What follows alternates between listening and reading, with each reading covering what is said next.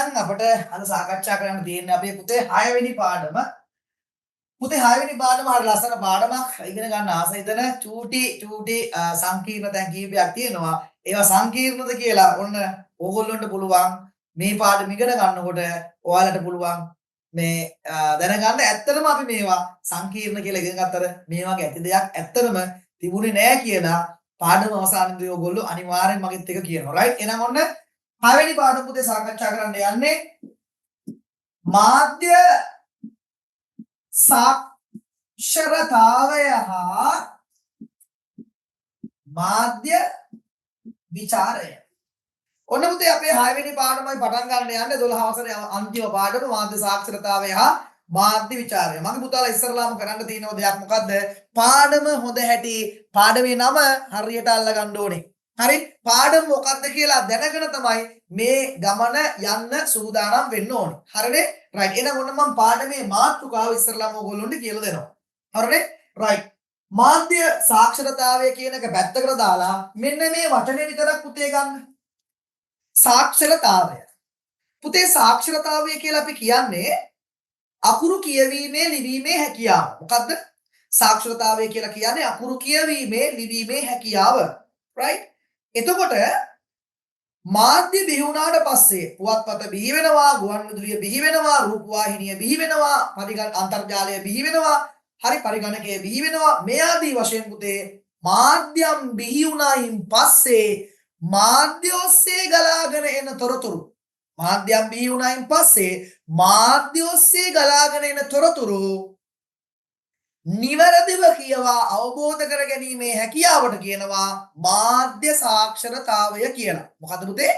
මාධ්‍ය ඔස්සේ ගලාගෙන එන තොරතුරු නිවැරදිව කියවලා අවබෝධ කර ගැනීමේ හැකියාව මම මෙතනදී පුතේ මාධ්‍ය සාක්ෂරතාවය කියලා ඕගොල්ලොන්ට කියලා දෙනවා. හරි? ප්‍රැක්ටිකලි මේක බැලුවොත් පුතේ ප්‍රායෝගිකව මේක බැලුවොත් මගේ පුතාලා තමිල් ෆිල්ම් බලනවානේ. තමිල් ෆිල්ම් බලනවා. එතකොට තමිල් ෆිල්ම් බලනකොට ඔගින දෙන්නෙක් ඉන්නවා. වීරයා සහ ප්‍රතිවාදියා. අපි දුෂ්ටයා කියලා කියන්නේ ඌ දුෂ්ටයා නෙමෙයි ප්‍රතිවාදියා. හරි? වීරයයි ප්‍රතිවාදියයි කියලා දෙන්නෙක් ඉන්නවා. අතරමැද්දේ පෙම්වතියෙකුත් ඉන්නවා. මොන තමිල් ෆිල්ම් එක බැලුවත් පුතේ ඉන්නවනේ අනිවාර්යෙන් ප්‍රේමවන්තයෙකුයි. හරි? එතකොට තමිල් ෆිල්ම් එක බලනකොට දුෂ්ටයා නැත්තම් ප්‍රතිවාදියා ඇවිල්ලා අන්තිම සටනේදී වීරයා ගහලා වීරයට වීරයා බිම දානවා. වීරයාගේ අත මෙතනින් කපනවා, බඩට පීයෙන් අයිනවා, වෙඩි 15ක් විතර තියලා වීරයා කොහොම හරි ඔන්න අන්තිමේදී වට්ටනවා. හරි? ඒ කරලා අරගෙන යන්න හදනවා වීරයාගේ පෙම්වතිය දුෂ්ටයා අරගෙන යන්න හදනකොට වීරයාගේ එක ඇහක් ඇරෙනවා. වීරයාගේ එක ඇහක් ඇරිලා මොකද කරන්නේ? වීරයා ළඟ තියෙන පොරවකින් හරි ළඟ තියෙන පීයකින් හරි එකම එකයි පුතේ ඇරලා දාන්නේ දුෂ්ටයා මලා. වෙඩි උණ්ඩ 15ක් විතර කාලා අත මෙතනින් කපලා හරි වැටිච්ච එක අරගෙන පීයෙන් ගහනවා. වන්ම ෂොට් ප්‍රතිවාදියා මලා. ඒකල පෙමොතිය අරගෙන යනවා. මේව බලනවා පුතේ අපි පපු යත තියාගෙන දැන් ගහයි අම්මෝ නේ ඇත්ත වගේ මේවා බලනවා වෙලාවකට අඩනවා වෙලාවකට බය වෙනවා අන්න පුතේ එහෙම වෙන්නේ ඇයි අපි මේ මාධ්‍ය සංදේශ නරඹන්නේ ව්‍යාජ ලෝකයක් මේක ඇතුලේ මවනවා කියන දේ හරි අවබෝධ කර නොගෙන එහෙනම් ඇත්තටම මෙහෙම දෙයක් වෙන්න පුළුවන්ද මේකෙන් මේ කියන්න උත්සාහ කරන්නේ මොකද්ද මේ වගේ දේවල් පියවි ලෝකයේ සිද්ධ වෙනවද කියලා අවබෝධයෙන් මාධ්‍ය පරිහරණය කරනවා නම් පුතේ ඒකට කියනවා මාධ්‍ය සාක්ෂරතාවය කියලා.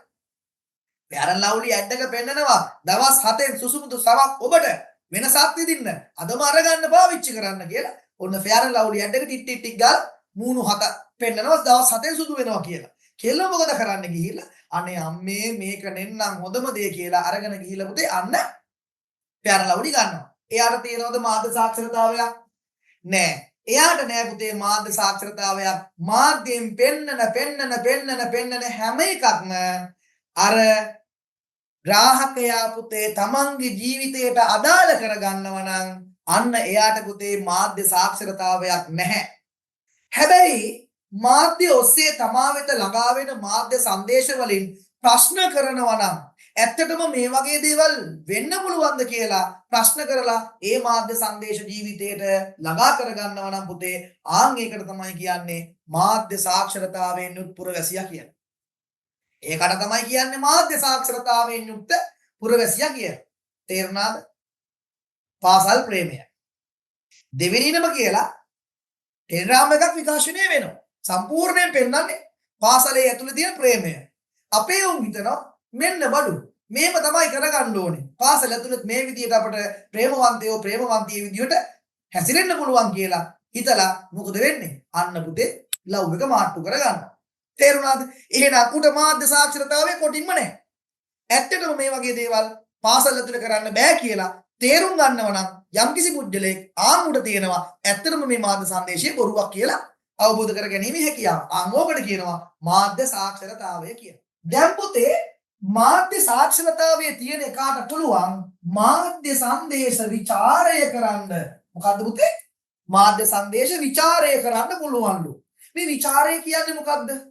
ඔයාලා සාමාන්‍ය වෙලට විචාරය කෙරුවානේ නේද? විකාරයක් තමයි. නමුත් විචාරය කරානේ නේ? විචාරය කරා. මොකද විචාරය කියලා කියන්නේ? පුතේ විචාරය කියලා කියන්නේ මාධ්‍ය සංදේශවල අගය විශ්ලේෂණය කිරීම. මාධ්‍ය සංදේශවල අගය විශ්ලේෂණය කිරීම. මොකද්ද? මාධ්‍ය සංදේශයක අගය විශ්ලේෂණය කරනවා. ඒකට කියනවා පුතේ මාධ්‍ය විචාරය කියලා. හරි. කියනද? එහෙනම් ඔන්න මාධ්‍ය විචාරයක් කියන්නේ මොකද්ද? මේ අහන්නකෝ. කවියක් මගේ පුතාලා අහලා තියෙනවනේ. අම්බලමේ පිනා වලං කදක් ගෙනා ඒක බිඳපි ගොනා ඒකට මට හිනා. මවන්නකෝ හිතෙන්. මොකද්ද මේ කියන්නේ? අම්බලමක් තිබුණා. ඒකේ හිටියා මිනිස්සෙක් උගේ නම පිනා. ඌ වලං කදක් කරේ තියාගෙන අරගෙන ආවා. එක පැත්තක කද අනිත් පැත්තෙත් කද. ඔන්න බරයි. වලං කදක් කරේ තියාගෙන ආවා. ඒක බිඳපි ගොනා. ගොනා ඇනලා වලංකද බින්දා. ඒක දැකපු මට hina ගියා. ඕක තමයි පුතේ ඔයාලගේ හිතේ මැවෙන්නේ. තේරුණාද? ඕක තමයි හිතේ මැවෙන්නේ. ඇත්තටම වචන වලින් කියන දේ තේරුම් ගත්තොත් පුතේ ඒකත් ඒ චිත්‍රය තමයි ඒ මනෝ චිත්‍රය තමයි මගේ පුතේ ඔබේ ඔය ඔළුවේ මැවෙන්නේ. නමුත් පුතේ විග්‍රහ කර ගැනීම අර්ථකථනය කර ගැනීම අගය කිරීම කියන ක්‍රියාකාරකම් තුන විචාරයක් තුල සිද්ධ වෙනවා. මොකද්ද? විග්‍රහය, අර්ථකථනය, අගය කිරීම. මගේ පුතාලා කරේ විග්‍රහය විතරයි. අම්බලමේ පින ඔන්න මැව්වා. වලංකඩක් ගෙන ඒකත් මැව්වා. ඒක බිඳපි ගොනත් නැවුවා නේ. ගොඩක් අයට තියෙන විග්‍රහ කර ගැනීම හැකියාව. තේරුණාද? දැන් බලනවා අර්ථකථනයට යනවා. බලන්නකෝ. අම්බලමේ පින. අම්බලමේ පින. අම්බලමක් කියන්නේ මොකද්ද? යන එනකොට, රෑ බෝ වෙනකොට, වැහි වැටෙනකොට නේද? මිනිස්සු නැවතුනේ අම්බලන් වල తాවකාලිකව. හරි? తాවකාලිකව නැවතුනේ මොනාගේද? අම්බලන් වල. දැන් හිතන්නකෝ. පුතේ මෙතන දැන් මොන මම කරන්නේ අර්ථකථනය. මෙතන මේ අම්බලම කියලා කියන්නේ පුතේ ඇත්තටම අර පාරවල් අයිනේ තියෙන අම්බලම නෙමෙයි. මෙතන මේ අම්බලම කියලා කියන්නේ මොකද්ද දන්නවද? මෙතන පුතේ අම්බලම කියලා කියන්නේ පුතේ අපි ජීවත් වෙවි මේ මැරෙනවා අය ඉපදිනවා අය මැරෙනවා අය උපදිනවා ඔන්න අය මැරෙනවා ඔන්න මේ ජීවිතයට තමයි පුතේ මෙතන අම්බලම කියලා කියන්නේ. මතක තියාගන්න. ජීවිතයට තමයි අම්බලම කියලා කියන්නේ. හරි. එතකොට පුතේ මේ ජීවිතය තමයි මෙතන මේ කවියෙන් අම්බලම කියලා කියන්නේ. එහෙනම් උප්පත්තිය ලැබපු අපි తాවකාලිකව මේ ඇවිල්ලා තියෙන මේ ජීවිතය පුතේ අපි ඇත්තටම පින්වන්තයි. එහෙනම් ඔබත් මමත් දෙගොල්ලම අන්න පිනාලා. පිනට පහළ වෙච්ච උන්ට කියනවා පිනෝ කියලා. පිනා. හරි. නිකන් ඉන්න එකටත් කියනවා පිනා කියලා. නිකන් ඉන්නව නම් උත් පින් කරලා තියෙනවනේ පුතේ. පිනා. අම්බලමේ පිනා. හරි. දැන් මේ ඇවිල්ලා ඉන්නේ අම්බලමක අපි. කොයි වෙලේ අපට මැරෙන්න වෙයිද අපට යන්න වෙයිද කියලා අපි දන්නේ නැහැ පුතේ. එහෙනම් අම්බලමේ පිනා. වලං කඩක්ගෙන වලං කියන දේ පුතේ ඉක්මනටම බිඳෙනවනේ.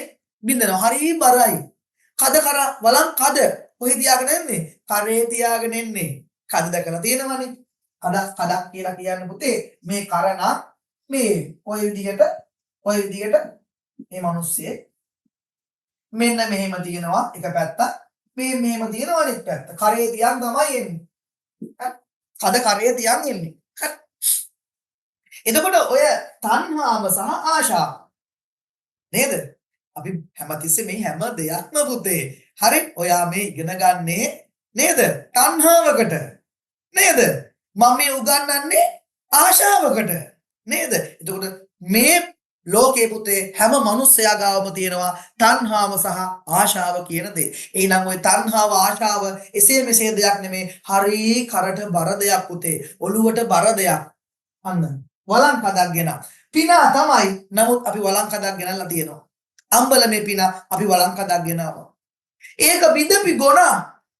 පුතේ මෙතනදී බිඳපි කියලා කියන්නේ අන්න ඒ වලංකද නැති කරලා දැම්මා. තණ්හාවයි ආශාවයි කියන දේ නැති කරලා දැම්මා. ගොනා කියලා කියන්නේ ගෝ කියන්නේ ගෞතම, නා කියලා කියන්නේ නාහිමියෝ. ගෞතම නාහිමියන් මේ වලංකද පුතේ නැති කරලා දැම්මා. තණ්හාව නැති කරා, ආශාව නැති කරා ගෞතම නාහිමියන්. ඒකට මට hina කියලා කියන්නේ පුදුමාකාර සැනසීමක් මට දැනෙනවා කියන එක තමයි පුතේ ඔන්න ඒකේ කියවෙන්නේ. එහෙනම් හැමෝටම විග්‍රහ කරගන්නත් බෑ. හැමෝටම ඒ වචන අර්ථකථනය කරගන්නත් බෑ. අන්තිමේදී පුතේ ඔන්න ඒකෙන් දෙයක් අපේ ජීවිතේට අපි ගන්නවා. ඒක කියනවා අගය කිරීම කියලා. එහෙනම් විග්‍රහ කරගන්න, අර්ථකථනය කරගන්න, අගය කරන්න පුතේ අපට පුළුවන් වෙන්නේ සාක්ෂරතාවය තිබ්බොත්. විග්‍රහය, අර්ථකථනය, අගය කිරීම කියන්නේ ਵਿਚාරයට. හරි? ਵਿਚාරය තුල කරන්නේ විග්‍රහයක්, අර්ථකථනයක්, අගය කිරීමක්. එහෙනම් විග්‍රහයක්, අර්ථකථනයක්, අගය කිරීමක් පුතේ කරන්න පුළුවන් වෙන්නේ මාධ්‍ය සංදේශයක් නිවැරදිව කියවා අවබෝධ කර ගැනීමේ හැකියාව නොහොත් මාධ්‍ය සාක්ෂරතාවය තිබුණොත් විතරයි. එහෙනම් මාධ්‍ය සාක්ෂරතාවය කියන්නේ මොකද්ද? මාධ්‍ය සංදේශයක් කියවා අවබෝධ කර ගැනීමේ හැකියාව, මාධ්‍ය සංදේශයක් කියවා අවබෝධ කර ගැනීමේ හැකියාව තිබ්බොත් උට පුළුවන් මාධ්‍ය සංදේශ විග්‍රහ කරගන්න, අර්ථකථනය කරගන්න, අගය කරන්න. ඒකට තමයි කියන්නේ මාධ්‍ය විචාරය කියන්නේ. පැහැදිලිද? right.